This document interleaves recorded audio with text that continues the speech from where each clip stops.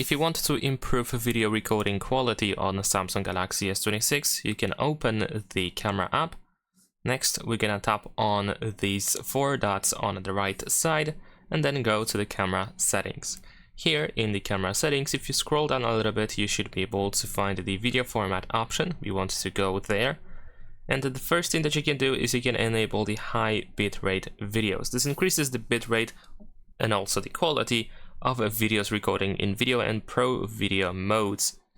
Keep in mind that high bitrate videos are usually larger than the normal videos because they contain more details, of course. Also, make sure that the video capture format is set to HEVC. Besides that, you can also use the HDR quality. This is HDR10 plus, of course. So if you want to record HDR videos, then of course you need to make sure that this option is enabled over here.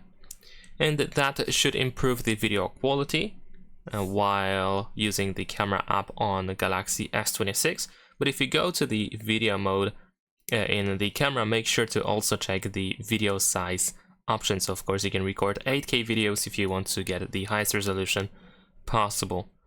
And that is pretty much it. Leave a like and subscribe.